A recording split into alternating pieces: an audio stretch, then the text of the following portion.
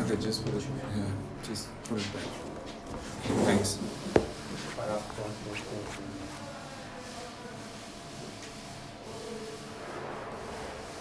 Just ensure my door is properly closed. Thanks. Okay, it's fine. I'll close it.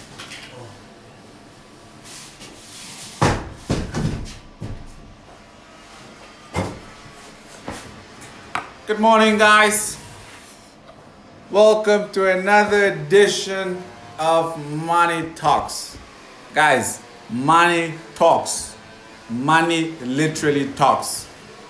So welcome to another edition of Money Talk. So I'm just quickly trying to recap. In the last discussions, we spoke about money masters. The very last discussion that we had, I think we spoke about inheritance. And then the discussion before that, I think we touched a bit on, I'm not quite sure what we touched on, but I'll try and see what we have not yet touched on that we can touch on today. Now today I'm going to try and be as brief as possible. I think I've got about 5 to 6 minutes to spare. And that's why I quickly wanted us to have this live video discussion. Now, it has come to my attention that many of us, we usually have what you call this, we've got business ideas, but we have no capital on how to execute these business ideas. Now, capital is very important, but this is what I always say, ideas are much more important than money, because ideas are essentially the thing that creates all the money in the world. Now, let me explain to everyone how I started off in business. Now, in 2012, I resigned from my job to basically become a full-time entrepreneur. Now, when I resigned from my job, I had a series of events that happened in my life.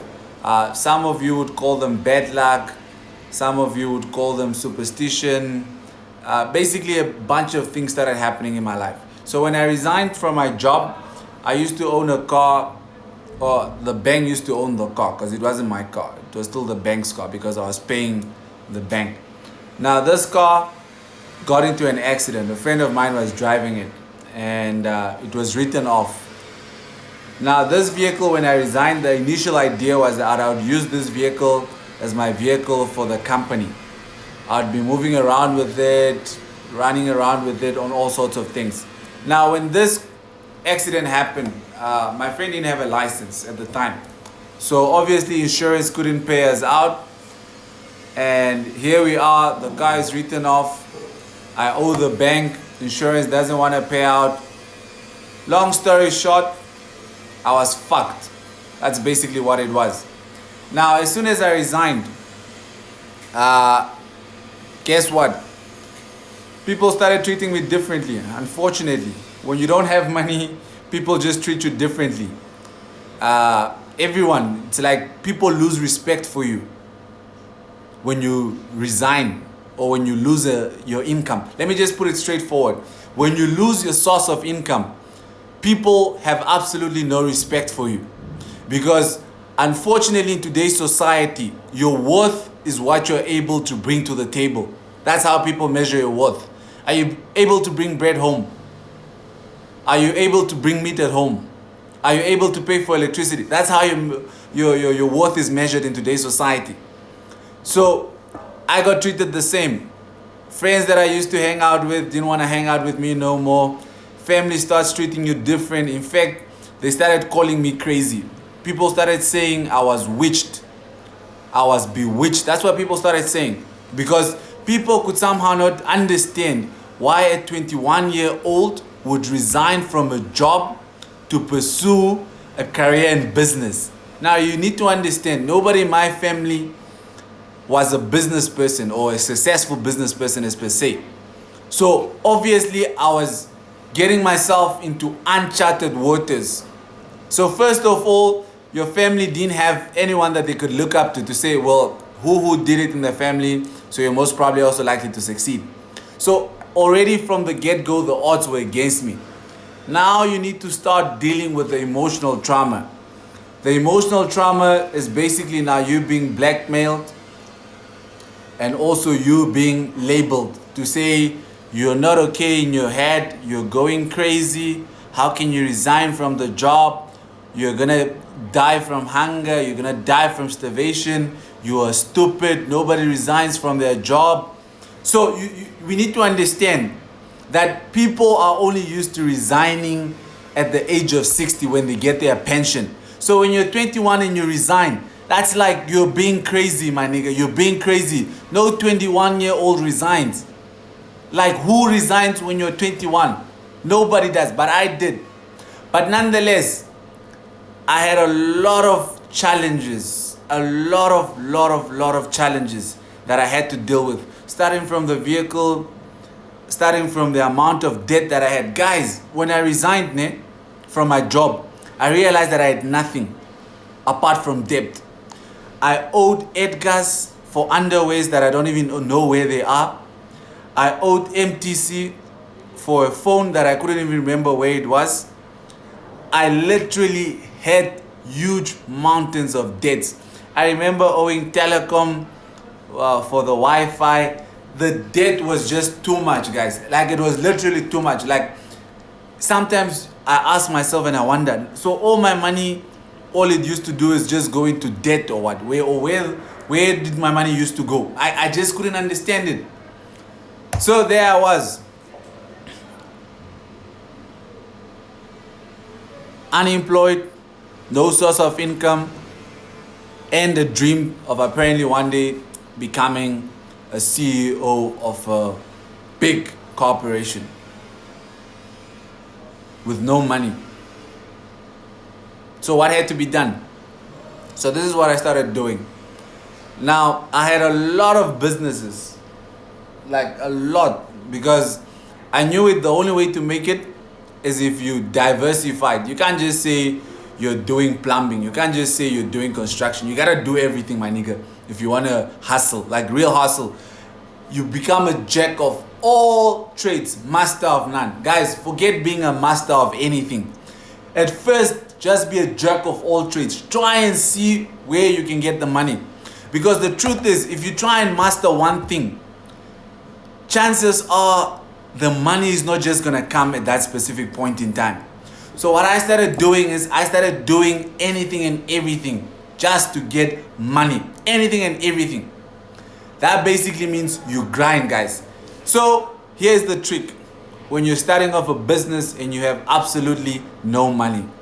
Now, there's one important thing that I've learned. Take note of these words, guys. It's called OPM. Take note of it, OPM. It stands for other people's money. So, I somehow learned this trick in business, that you don't need to have your own money. Use other people's money to make yourself rich. So how does other people's money work? So this is how it basically works. You start by advertising products. So I basically started advertising an advertising company and printing. So what we'll basically tell you is we can do your logo for you, we can design your poster, we can design your letterhead, we can design your business cards, we can basically do anything for you. So when you then come to us and then you inquire for a quotation, we then basically coach you. Let's say, for example, hypothetically speaking, it's going to cost you $500 for us to design your logo. That's what it's going to cost. So what we then include in our quotation is we then say we need a 50% deposit in order for us to get started with the design of your logo. So what I'll then do is I take that 50% and then I go hire a graphic designer. The graphic designer, you most probably, like the graphic designers I used to work back then, I used to tell them that I can pay you 150 per logo or pay anything they design. So that was our agreement between me and the graphic designers. So I get the job and then I take it to someone who actually knows how to do the work, because I don't know how to do graphics works. Like these guys, I know nothing. Like I've got no set of skills that I have to myself that I say, no, I'm competent at doing this, I'm competent at doing that. No, the only thing that I'm competent at is making money, and I know how to make money. So then I'll take the 250. From the 250, I take the 150. I pay my graphic designer and say, I need you to design for me logos. So the graphic designer would then design at least an option of 3 logos. I send this to the client. The client chooses the logo they want, and then they pay the rest of my 250. So essentially, from every logo that I designed, I pocketed more or less about 350. So if you're making 350 from a logo, and on a monthly basis you at least get 10 guys to do logos, that was 3,500. 3,500 clean money in my pocket. And guess what? I didn't need money. All I needed to do was advertise on social media. Guys, at the time when we started going into business, you didn't need to have radio adverts, this newspaper nonsense adverts. All you needed to do was advertise on Facebook. And guess what? Facebook has hundreds, thousands, and millions of customers just waiting for you. And that's basically how I started my hustle, with advertising and printing. No money, but I used OPM. And through the OPM, I was able to raise money. And from that money, that's how I started building my other businesses. So sometimes you do not need money. You just need an idea. And once you have that idea, utilize that idea and use OPM. That's how you're going to get money. Like, guys, think about it. Let's assume today you go to a shop where they sell spare parts and they don't have that spare part in stock. It doesn't matter how big that company is. When you go there and you say you want to order that spare part, these guys are going to tell you, we require at least 50% or even the full deposit in order for you to for them to order that part. So if they can use that concept, why don't you use that concept as well? It's as simple as that. You can start selling things you don't have. Guys, that's how you're sold Brazilian hair. That's how you're sold shoes online. That's how you're sold that fake Gucci. That's how you're sold that not so fake Gucci. That's how you're sold that fake Rolex. That's how you're sold everything. These guys, they basically advertise on their platforms and then they say 50% on order. It's as simple as that. Now that trick can be used anywhere and everywhere. Let's assume you're running a consultancy company, something that I also used to do. Back in the days when we were grinding, I also used to register companies. Now, somebody would come to me and they would want their company to be registered. Then I would say, no, in order for me to register your company, I charge 2,500. But I require a 50% deposit. Okay, guys, that's my timer. I require a 50% deposit. So the people will then pay me a 50% deposit, and then I'll use that 50% deposit to run around, get their company registered. Upon registering their company, and then I say, here are your documents, you need your documents, you pay the rest of my 50%. I get the rest of my 50%, voila, money in my pocket. So guys, let's stop making excuses that we do not have money to start businesses. Yes, you might have a business idea that needs $1 million, but first start the business that's gonna get you 500 on a daily basis, and then multiply that 500 by 10, multiply it by 1,000, until you eventually have that million to start the $1 million company. Guys, there are people who have started businesses in garages. Today, those businesses are $1 trillion companies. So you cannot tell me that in this day and age where you've got virtually technology on the palm of your hands, you cannot utilize that to actually build yourself a business that is profitable. Guys, imagine this, guys. Today we sit at a stage where we literally have all the tools. And I mean all the tools in the world. But the guys in Egypt were able to build a pyramid without sophisticated tools that we now have today. So think about it, guys. The money that you really need is trapped inside of your mind. And also inside of your fears. The fear of people saying if I resign from my job today or if I start a business today, people are most probably going to call me crazy. There's a powerful quote that Steve Jobs once said, that it's the crazy ones who eventually end up changing the world. So forget what people think. Forget what people say.